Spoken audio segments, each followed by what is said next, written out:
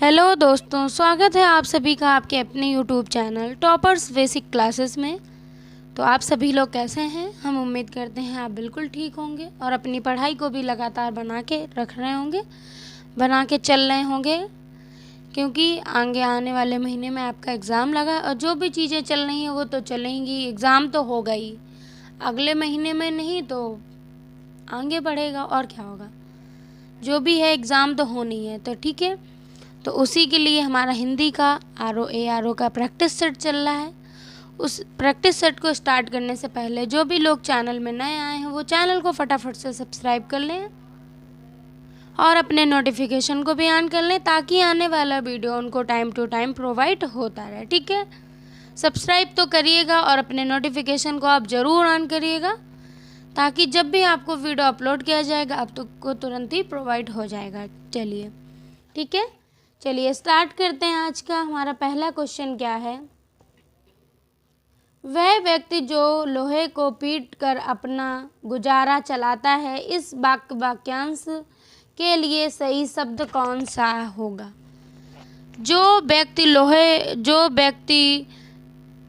वह व्यक्ति जो लोहे को पीट कर अपना गुजारा करता है या चलाता है, जो भी कुल बात आपकी यही उसमें पूछा यही गया है कि जो लोग लोहा पीट कर अपना गुजर बसर करते हैं उनको क्या बोलते हैं?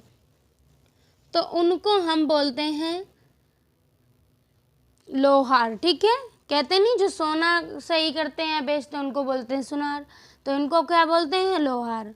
ठीक है, तो ऑप्शन डी आपका यहाँ पर बिल्कुल राइट हो जाएगा और विकल्प आपके यहाँ पर गलत हो जाएंगे। ठीक है, चलिए नेक्स्ट क्वेश्चन की बात करते हैं। नेक्स्ट जो हमारा क्वेश्चन है, हवन में जलने वाली लकड़ी के लिए शुद्ध शब्द इनमें से क्या है? शुद्ध पूछा है आपसे, तो हवन में जलने वाली लकड़ी के लिए शुद्ध शब्द क्या है? समिधा। ठीक है, क्या है? समिधा। ऑप्शन सी आपका यहाँ पे राइट हो जाएगा और विकल्प यहाँ पे हमारे गलत हो जाएंगे।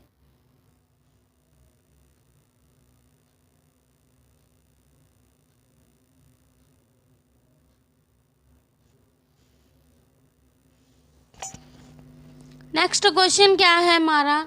जहां पहुंचा जा ना सके के लिए इनमें से सर्वाधिक उपयुक्त शब्द, सबसे उपयुक्त शब्द आपसे पूछा गया है। जहां पहुंचना तो आगम्य आपका होता है। ऑप्शन सी आपका राइट हो जाएगा, ये ऑप्शन सी में आपका दिया हुआ है।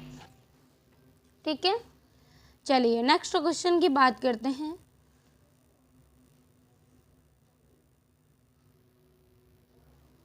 हर काम को देर से करने वाला, इस वाक्यांश के लिए उपयुक्त शब्द लिखिए। हर काम को जो देर से करता है तो वो आपका होता है दीर्घसूत्री। ठीक है, उसके लिए शब्द क्या होता है? दीर्घसूत्री। तो ऑप्शन ए आपका यहाँ पर बिल्कुल राइट हो जाएगा। चलिए हम अपने नेक्स्ट क्वेश्चन की बात करते हैं।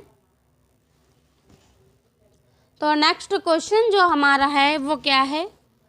सब में व्याप्त रहने वाला के लिए इनमें से कौन सा है? जो सब में व्यप्त रहते हैं तो वो हमारे क्या कहलाते हैं? सर्वव्यापी। तो सर्वव्यापी आपका शुद्ध जो दिया है वो आपका ऑप्शन सी में दिया है। ये वर्तनी शुद्धि में भी पूछा जाता है। ठीक है, कि इनमें से कौन सा शुद्ध है, और बाकी ऑप्शन तो है ही हमारा सब में व्यप्त रहने वाला। ठीक है, चलिए नेक्स्ट क्वेश्चन की बात करते हैं। नेक्स्ट क्वेश्चन हमारा है, दोपहर के बाद का समय के लिए उपयुक्त शब्द इनमें से कौन सा है? तो दोपहर के जो बाद का समय होता है उसके लिए आपका पूछा गया है, वो हमारा कहा जाता है पूर्वाह्न। ठीक है, पूर्वाह्न कहा जाता है। चलिए अब नेक्स्ट क्वेश्चन की बात करते हैं। तो नेक्स्ट क्या है हमारा? जिसके पास कुछ भी ना हो, वाक्यांश के लिए इनमें से कौन सा एक शब्द उपयुक्त है? तो ये जिसके पास कुछ भी नहीं होता वो किचन हमारा कहलाता है। ठीक है, किचन कहलाता है। ऑप्शन डी आपका यहाँ पर बिल्कुल राइट हो जाएगा और विकल्प आपके यहाँ पर जो हैं वो गलत दिए हुए हैं। ठीक है, चलिए अब नेक्स्ट क्वेश्चन की बात करते हैं। तो नेक्स्ट जो हमारा क्वेश्चन है,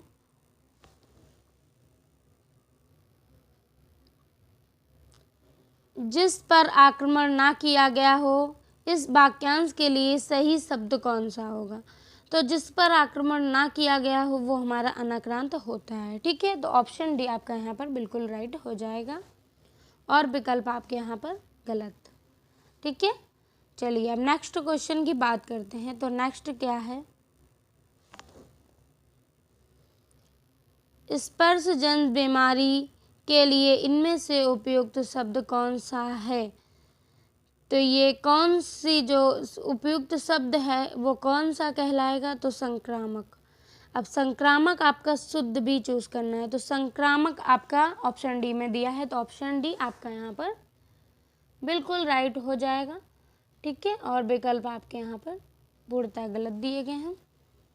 चलिए अब नेक्स्ट क्वेश्चन की बात करते हैं। तो नेक्स्ट हमारा क्या है, जो किए गए उपकारों को मानता है के लिए एक शब्द लिखिए। जो किए उपकारों को मानता है उसके लिए एक शब्द आपका है कृतघ्न। ठीक है, क्या है? कृतज्ञ। ठीक है, और जो नहीं मानता है वो कृतघ्न आपका कहलाता है। तो ऑप्शन बी आपका यहाँ पर राइट हो जाएगा। चलिए अब नेक्स्ट क्वेश्चन की बात करते हैं। निम्नलिखित में से कौन सा वाक्य आपका अशुद्ध पूछा गया है? तो पत्र किसके नाम पर लिखा गया? ये वाक्य आपका बिल्कुल अशुद्ध हो जाएगा। ठीक है, अब क्यों हो जाएगा? तो ऑप्शन भी हमारा राइट होगा। अब क्यों होगा? तो पत्र किसके नाम लिखा गया, पर वर कोई चांस होता ही नहीं वाक्य शुद्धि में। ठीक है, यहाँ पे जो पर दिया बस यहीं से हमारा गलत हो जाएगा। ठीक है, तो चलिए अब नेक्स्ट क्वेश्चन की बात करते हैं। नेक्स्ट हमारा क्वेश्चन है जो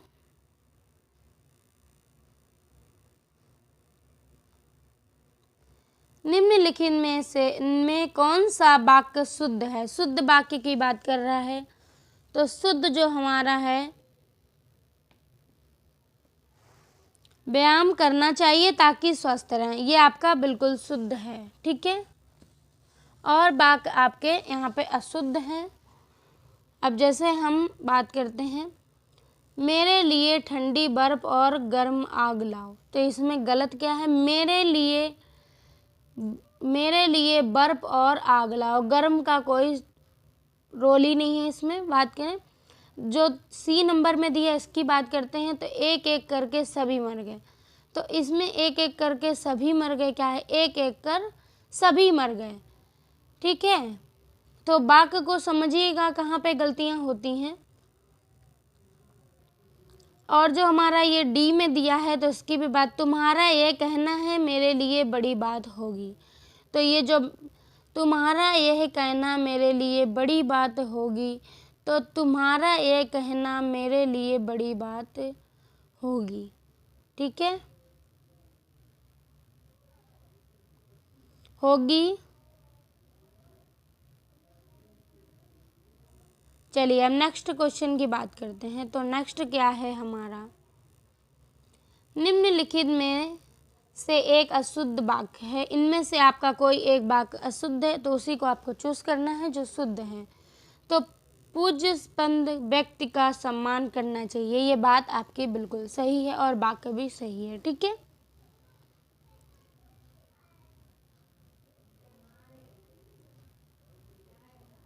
सॉरी इसमें आपके अशुद्ध चूज करना है। हाँ, इसमें क्या है, मैं अशुद्ध, ध्यान रखना है आपको। मुझसे तो गलती हो गई, बाकी आपसे नहीं होनी चाहिए। ठीक है, ये चीज़ एग्ज़ाम में नहीं होनी चाहिए सभी की। तो इनमें से एक अशुद्ध वाक्य चयन कीजिए। तो ये हमारे हैं, पूज्यस्पंद व्यक्ति का सम्मान करना चाहिए। तो अगर इसमें जो ये आपका दिया है, तो इस वाक्य में आपके क्या है, सही वर्तनी से दृष्टि से अशुद्ध है। जिसका पूज्य जो आपका दिया है जो आपका ये पूज इस्पात दिया यही आपका यहाँ पे गलत है, इसलिए आपका अशुद्ध है। अगर इसके शुद्ध रूप की तो बात करें तो शुद्ध रूप इसका होता है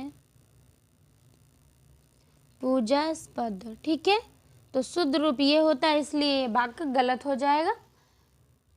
ठीक है, चलिए हम अपने नेक्स्ट क्वेश्चन की बात करते हैं। तो नेक्स्ट क्या है, निम्नलिखित में शुद्ध वर्तनी वाला शब्द कौन सा है। इसमें पूछा गया आपका शुद्ध वर्तनी वाला शब्द कौन सा है। तो इसमें अनधिकार हमारा बिल्कुल शुद्ध है। ऑप्शन बी आपका बिल्कुल यहाँ पे राइट हो जाएगा। ठीक है,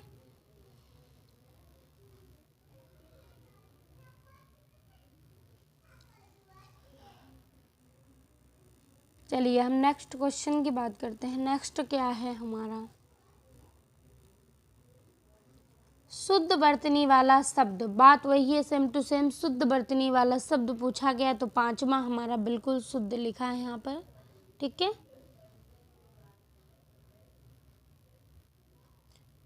सॉरी यहाँ पे आपका अशुद्ध पूछा गया है। पता नहीं आज मुझे क्या हो रहा है, बाई मिस्टेक में बार बार गलत बोल रही हूँ, तो उसके लिए माफ़ी चाहती हूँ। लेकिन कोई नहीं, अपनी गलती को सुधारते हुए आगे बढ़ते हैं। अशुद्ध वर्तनी वाला शब्द आपसे पूछा गया है, तो अशुद्ध वर्तनी वाला हमारा हो जाएगा पांचवा। ठीक है, क्या हो जाएगा, पांचवा। ये आपका अशुद्ध है। जिसका शुद्ध रूप की बात करें तो शुद्ध जो इसका रूप होता है वो आपका होता है। ठीक है, ये आपका शुद्ध रूप होगा। ठीक है,